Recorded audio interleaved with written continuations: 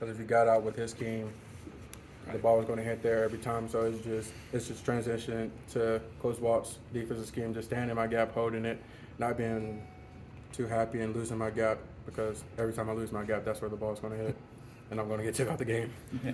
Was it a big adjustment being a two-gap guy from going from the 4-3 to 3-4? I'd say for sure it was a huge difference. At first, I really wasn't for the 3-4, but once Coach explained it to me and I adjusted to it, I really like it a lot. We know you and Keith, what you guys bring. What's some of the depth pieces behind you, and who's kind of been picking things up? I know Bryce Barnes for sure, Jamal Woods. Those two have been really dominant. We got a upcoming sophomore, Cedarius McConnell. He's on his way to become one of the next starters in the program as we lose a lot of people next year. What was sorry if you've been asked this, like just the benefits of getting another live scrimmage against Coach Lunny's offense? Like there's just between spring and now, there hasn't been a lot of those. Like Yes, what's sir. the benefits of that? Coach Lenny, he keeps us on our toes for sure, keeps us humble. He has a really good play call, and just the schemes the offensive line does, it shows us what a lot of the teams we play would do. So it's just translating that to the game. It helps us a lot. How did your NIL deal come together? You still have that? Yes, sir. The law firm. Yeah.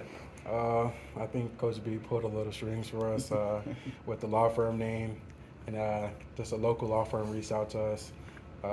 One of the guys is from St. Petersburg, Florida, which is where I'm from, so it was that good connection as well. We'll give a plug. Like, what is it?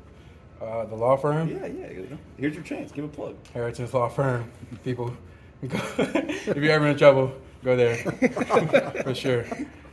There you go. See, that's Yes, sir. Free promo. Can I just ask one more about, I'm sure you've been asked about Calvin before I walked over here, but where's he taking those steps going into this season? I feel like Calvin could replace Rod in the pass and run game. Calvin, he lost a lot of weight, so his stamina, his speed has increased. I feel like once he realizes how dominant he could be, he'd take over the game. Like, I could see a Vince for anybody, but yeah, he's took a big step for sure from last year. His mentality's changed as well. Do you try to instill that confidence, like, hey, you can take over a game like this, or does that come from the coaching staff? Where does that come from? It comes from both players. We try to be a player-led team, so just us telling Calvin, like, boosting him up every day, but as well as, like, downing him when it comes to scrimmage time so he could, like, take off on the offense. Thanks, Johnny. Thanks.